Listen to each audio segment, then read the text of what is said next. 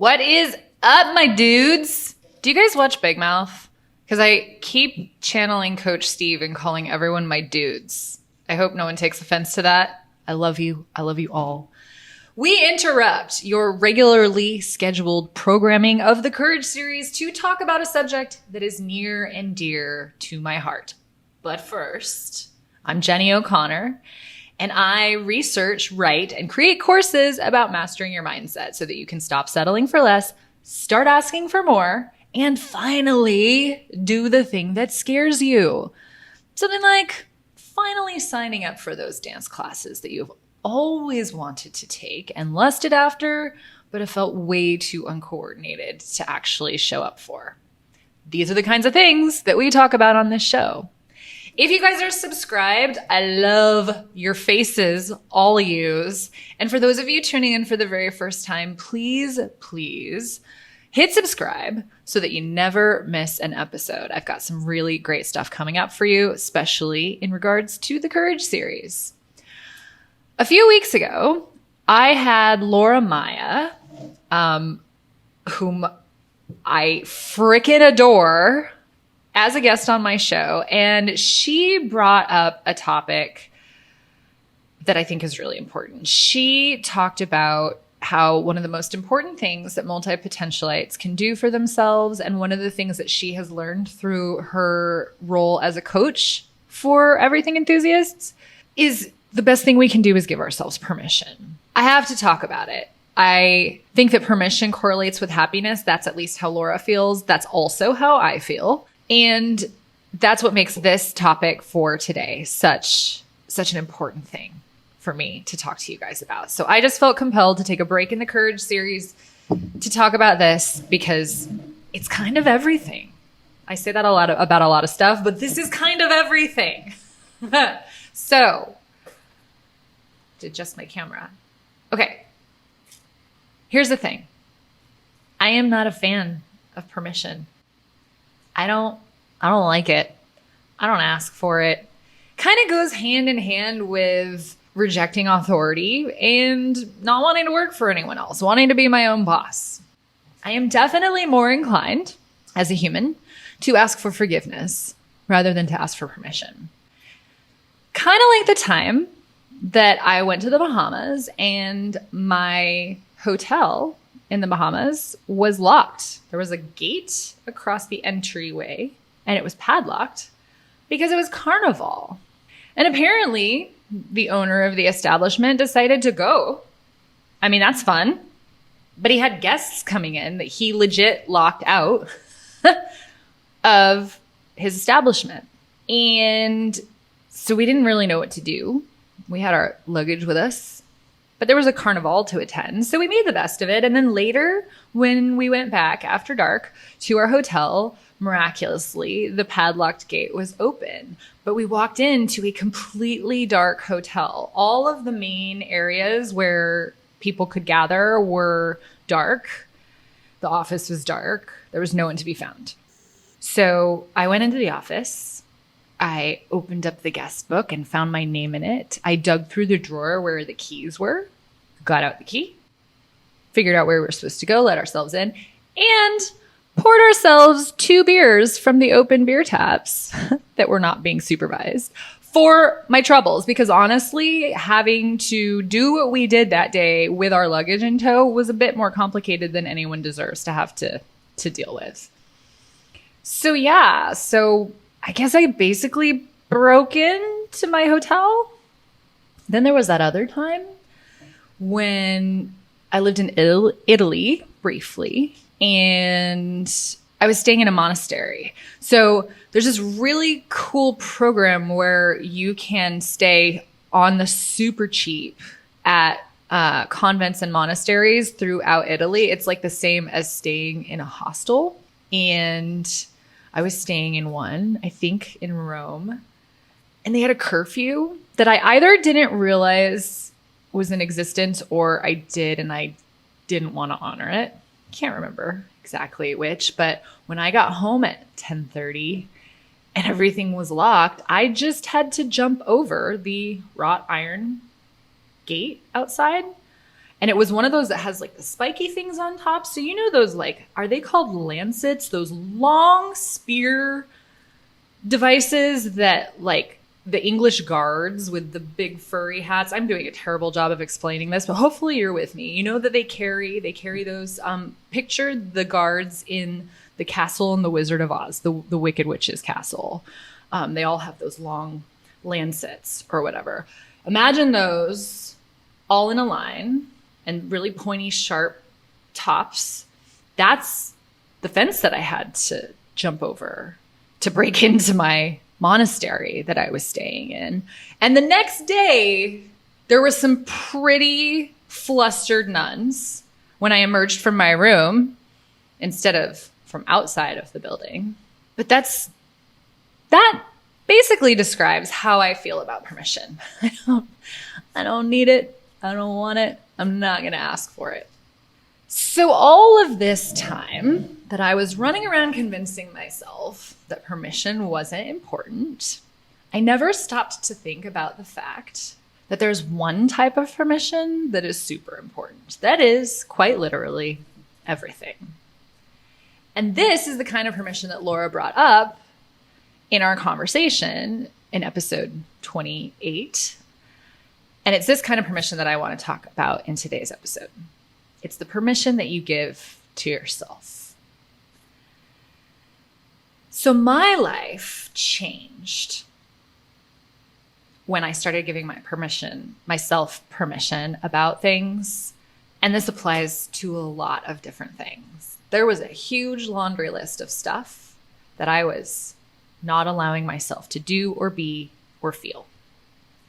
I think that it's very easy for us to live our lives this way and to not realize that at every turn there's something. If you listened to the last episode, I talked about shitting on yourself, doing things you feel you should do rather than things you want to do because someone somewhere said you should, or you have this idea that you should, or you've carried that should with you all the way from childhood. It limits your life. It limits your ability to be who you are. God, there's so much to unpack about this. Don't do it to yourself. This episode is here and is like being birthed out of me and feels so totally important because I want to share with you the list of things that I've given myself permission around so that hopefully it will inspire you to do the same. As I go down this list, I know some of these things won't pertain to you. I mean, there's stuff that's like specific to women or people who identify as women, as female, regarding feeling beautiful. So if you're out there listening, like I know that one won't necessarily relate to you, but I'm sure there are things that I didn't include on my list that you, when you really think critically about it, will realize you're not allowing yourself to do. And I want to push you to see how your life can be different if you allow yourself to do those things moving forward. Anything that you don't allow yourself to do, that you reprimand yourself for doing, that you resist because it costs money or it takes time or you feel like you have more important adulting that you have to do. All of those things are what we're talking about here today. What kind of permission you need to grant yourself will look absolutely different for everybody. And that's cool. We're all different. But I really want your takeaway from today to be that you have the power to set yourself free. That's why this episode is called The Secret to Freedom. Because by giving yourself permission to do these things, everything will feel different for you. It's a gift to yourself. So I'm just going to go down the list of the things that I've given myself permission about. So here goes. I've given myself permission to embrace my weird. In a world where caring what others think of us is so big, we hide our weirdness. We hide anything that would make us different, be on the outside of the social construct. But it's so freaking cool when you can just be unapologetically weird. I talked about this in the Caring What Other People Think episode of the Courage series. And I talk about how weird my best friend is and how fucking inspiring it is to be his best friend and learn from him how easy it can be to not care what other people think. So I had this experience recently with my cat, being weird in front of my cat. I was going to throw her. She has these balls that have a bell inside and like a feather on top. And we call them her birds, or I call them her birds. She doesn't call them anything. She just chases them. And I was going to throw it for her. And I started to like tease her, like pretend I was going to throw it, but not really, which I don't normally do. And in the motion of doing that, I just became like consumed with this urge to just like freak dance, like the Humpty dance. Like clearly would have been embarrassed if anybody saw me. And I kid you not, my cat looked at me with this expression, like a raised eyebrow expression. She hears me talking about her, so she's going to come over and say hi. Looked at me and like if cats could roll their eyes, that's what she did. I'm not kidding. I laughed out loud because she was just like, okay, I don't know what you're doing. I'm going to go. And she just turned around and walked away and didn't even wait for me to throw the bird because I was being that embarrassing. And it just made me laugh because if I had a teenager, it's exactly how my teenager would act. And she is my cat is a teenager, like technically in cat years. So she was just like, ugh, mom, so embarrassing. And I had so much fun in that moment. I know that that's like a sort of a silly example because it's not being weird in front of other people, but it was just an expression of my deepest desire to just fly my freak flag. And it felt so great. It felt so good to laugh at myself and not take myself seriously. And so I urge you, if that isn't something that you are giving yourself the freedom to be when the urge strikes, oh, man, embrace your weird. Give yourself permission. It is fun. And it is the only way to truly be you. And that, like I said, is everything. I also give myself permission to be vulnerable. Vulnerability, like if you follow Brene Brown, I've talked about this in other episodes, like the Conquering the Fear of Being Visible episode. It's what Brene Brown has researched her entire life and hated and tried not to be until she realized that it was the only way to forge human connection. And in being vulnerable, her world exploded in the most positive way. Like it put her on the map. It is the only way to forge human connection. We somehow got the message somewhere along the line that it makes us weak, but it doesn't. It makes us human and it makes us relatable. And if you are in the online business space at all, it is the factor that gives you the know, like, and trust that we all desperately require of our audiences in order to connect with them and ultimately to sell to them and create a sense of community, of familiarity. It comes from vulnerability first. It is such an important thing to give yourself permission to do. And I think for the longest time, I thought that building walls around myself, making myself like tough and like appearing like a badass from a television show was how I could tap into my innate power. But I was so totally wrong about that. My innate power comes from my willingness and the permission that I have given myself to be vulnerable, to be who I truly am, warts and all, for everyone to see. It's a scary thing to do and it takes courage, but give yourself permission to be vulnerable. You will not be sorry. I give myself permission, you guys, this one. I give myself permission not to wear makeup. As women, as we age, as we try to conceal the fact that we're aging, I think we're scared to do this. I think we're scared to not wear makeup. I know like a lot of women my mom's age who will not leave the house without it on. And that could be a generational thing, but I don't necessarily think so, especially in the age of social media everywhere. Everyone's always looking so pretty. They always have these professional photos taken and the proper lighting and yada, yada, all that stuff. I think it's important to give yourself permission to not have to try that hard if you don't feel like it. So for like the last 3 years almost, I didn't wear makeup. And after having lived in LA for 15 years, that was a huge change for me. But I moved to a town that was a really hippie town and like no one wore makeup. And so it actually made less sense to wear it. But it was really nice. It was a really nice thing to let my proverbial hair down and to just kind of let that part of myself go, that part that like cared way too much about that. When I lived in LA, like just to give you a frame of reference, I mean, I'm sure you can just kind of assume, even if you've never been to LA, what it is like, since it's like the land of Hollywood and movies and celebrities and whatnot. But right around the corner from my first apartment in LA, there was a Ralph's that everyone called Rock and Roll Ralph's. And if you're from LA, you know Rock and Roll Ralph's probably. It was named that in part because you would see women in the store grocery shopping with high heels on and like perfectly coiffed. And it was crazy time. But when everyone is like that, it pushes you to kind of be like that. It creates a false value in your life that that's important to you. And so giving myself permission to not have to do that anymore freed me in ways I can't even express. I also, though, give myself permission to wear makeup and dress up to the nines if I feel like it, because I give myself permission to want to feel beautiful. Someone once upon a time shamed me about this.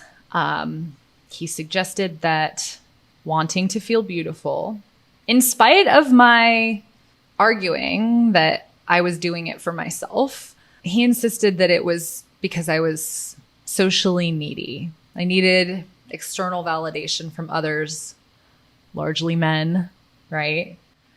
And he was convincing, and I kind of believed it for a while until one day I realized, no, I just want to feel beautiful for me. And God damn it, I have permission to do that. There's nothing wrong with that. If we have rituals that we go through to pump ourselves up before an athletic event or before a big presentation at the office or before a speech that we're making, even if it's the maid of honor speech at your best friend's wedding, feeling beautiful can be a part of that ritual, that confidence building, that like bringing up your energy and your vibe. I talk all the time about my happiness playlist. And I think that that is one of the best exercises, creating one of those and listening to it before something that stresses you out or that you're nervous about, or you need a little bit of extra courage. First date, doesn't fucking matter.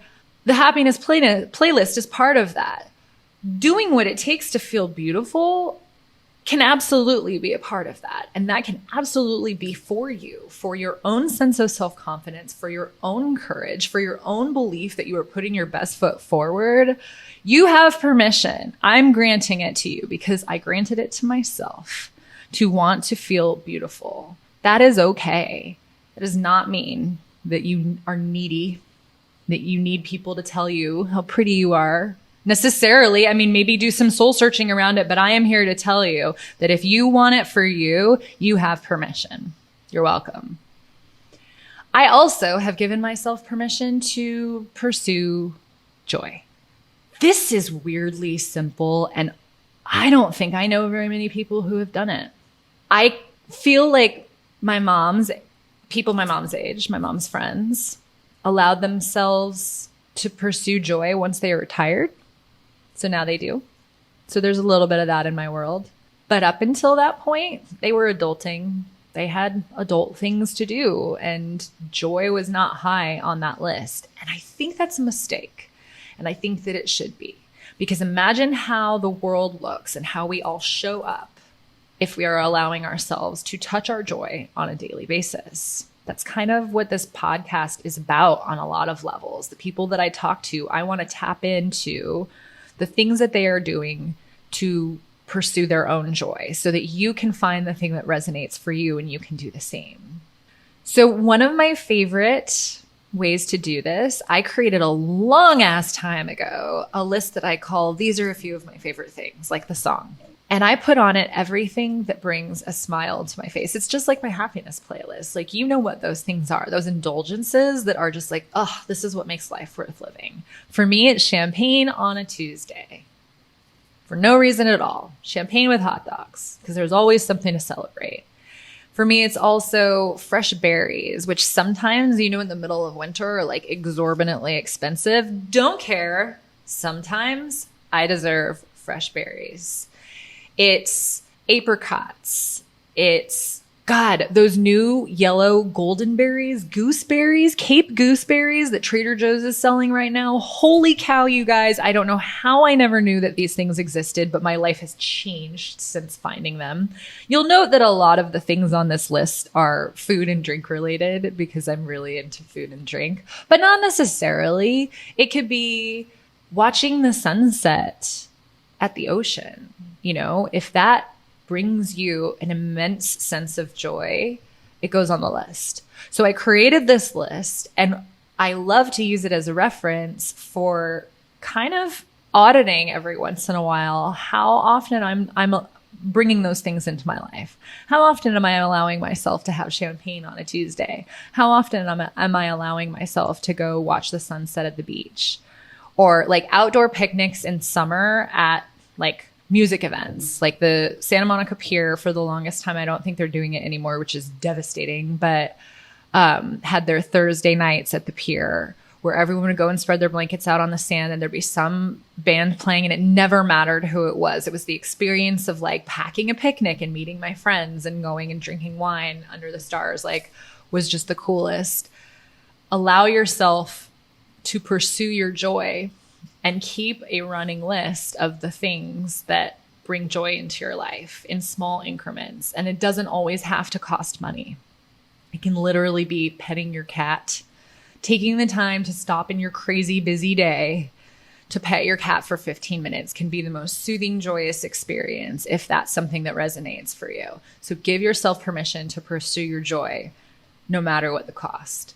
I also give myself permission to do art for art's sake. This kind of goes hand in hand with pursuing my joy.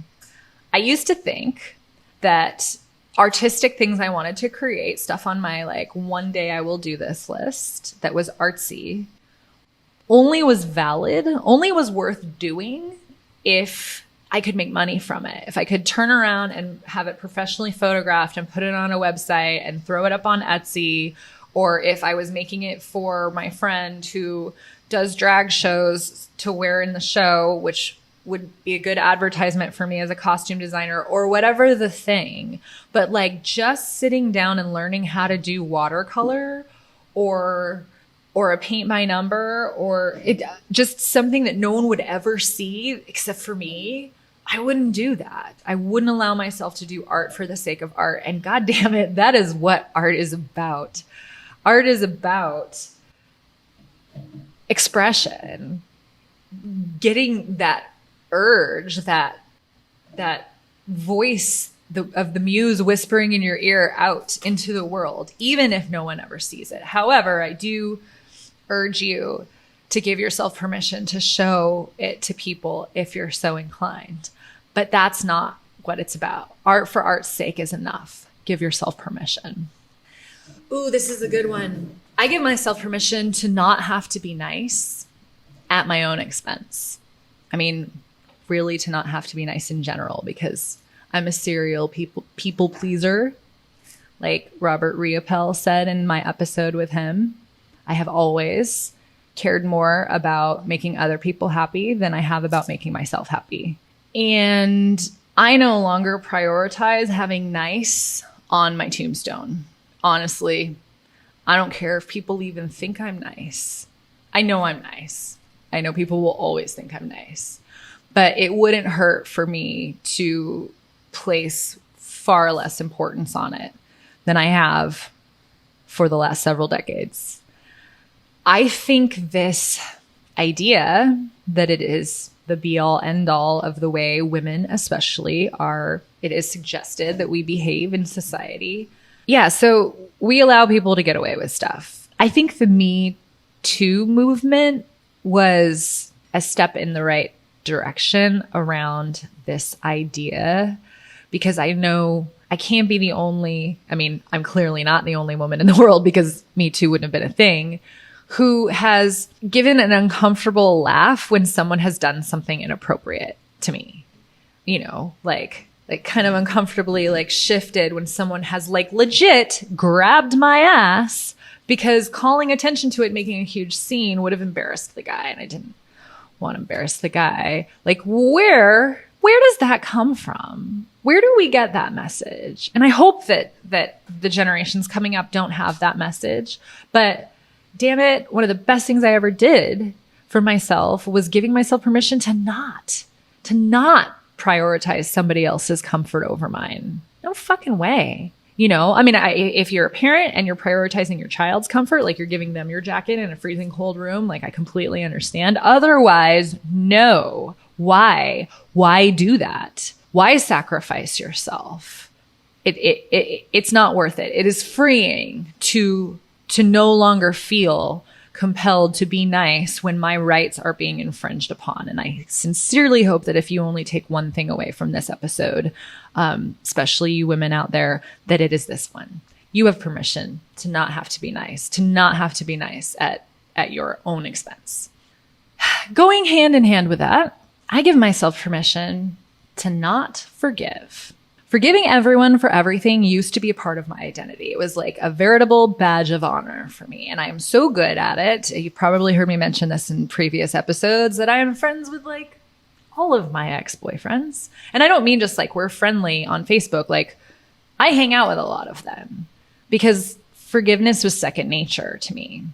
If you have a hard time forgiving, because here's the thing, everyone says like forgiveness is essential, it's healthy, blah, blah, blah, blah.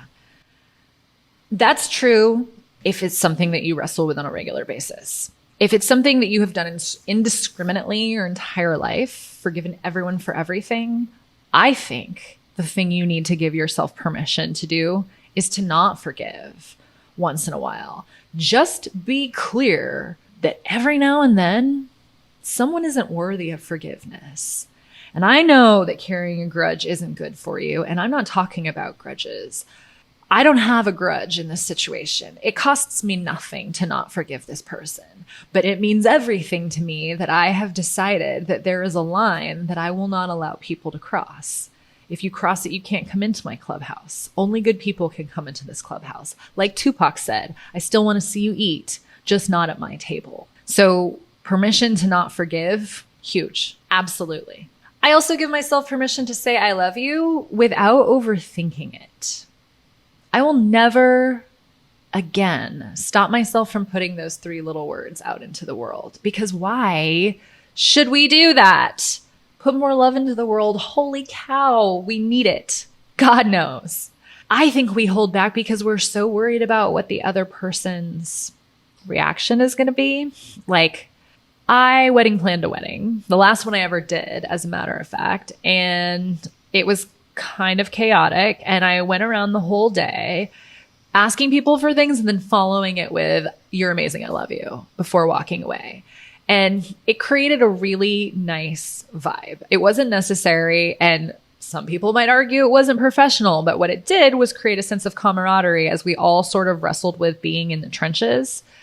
And I just like that I can say it that freely. And so I started to sort of look at the occasions where I wasn't saying it so freely. I have dated people where the sort of casual offhand comment like, "Oh my gosh, thank you so much for picking this up for me, I love you," would have been something I would have been like, "Ooh, I can't say that," because then they're going to get the idea like, and I haven't said those words yet, and I don't want it to be weird, and they might get squirmy, and they might not want to date me anymore. And fuck all of that.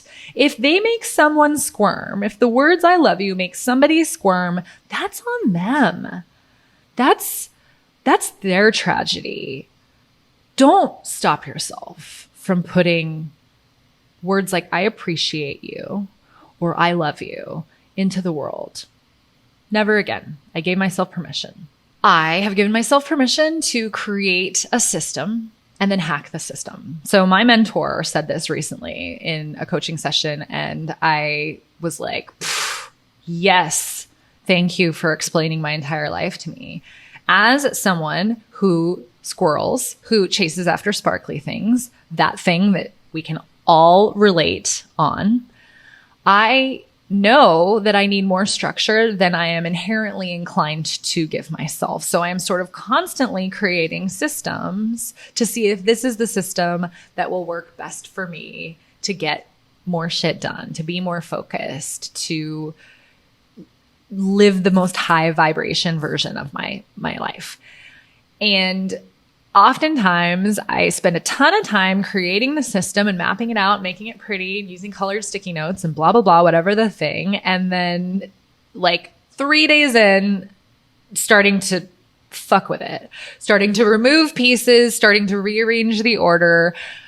Often I end up tossing the whole thing out somewhere down the line. So that all used to feel like just a series of little mini failures to me. And I have given myself permission to continue to strive to be the best version of myself by creating systems, and then to be myself by hacking the very systems I create. It's okay. I give myself permission, and that makes me free. In the same vein, I also give myself permission to let things burn. So I now ask myself the question, what needs my attention right now? And I do that thing, and only that thing. And I focus on that thing, and I let everything else burn. Same mentor gave me this tip as well. Sometimes you have to let things burn. Often you have to let things burn. We cannot be all things to all people at all times. We literally don't have the capacity for that. So what needs your attention now? Do that thing. Let the other things burn. If you have the ability to delegate or to enlist help, do that. But in the meantime, let it burn. It will make you feel so much less like agitated to just know that that's where things stand and that that's okay. I give myself permission, and I really hope you guys will do the same, to tell people what I am working on and what I am good at, what my talents and strengths and superpowers are. And then I tell them how I can help. We have to self-promote. You have to talk about how great you are and why you are a fucking big deal. Because if you don't, who is going to do that for you?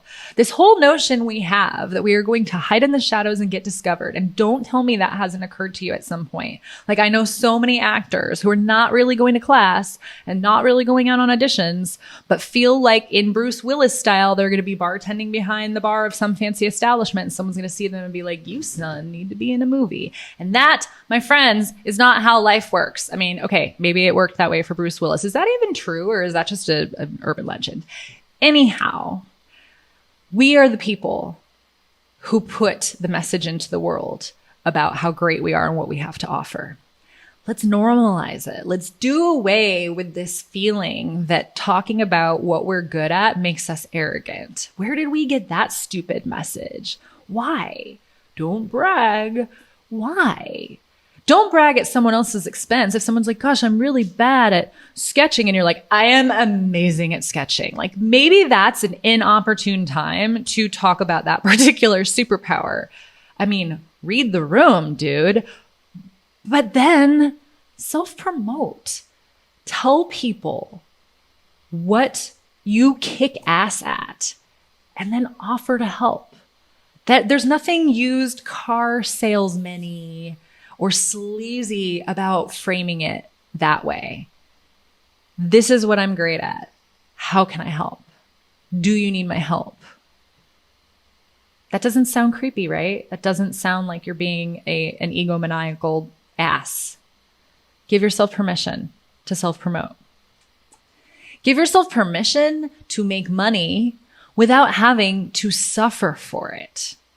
So I don't mind hard work one little bit. I mind the story that to be a success, you have to be miserable for a while or forever.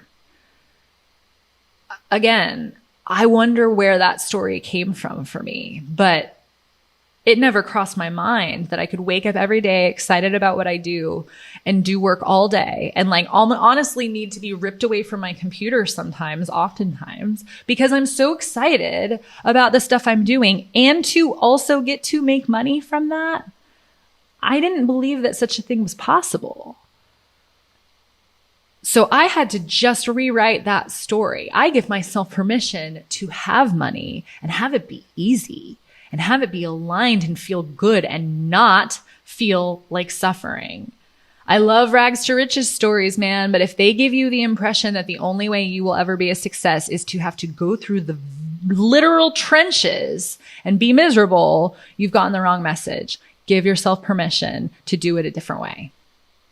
And finally, you guys, the big one, the one that matters to each and every one of us, no matter your gender, no matter what part of the world you're listening from, no matter who you are, you have permission to be the multi-passionate, career-switching, shiny object-loving person that you are.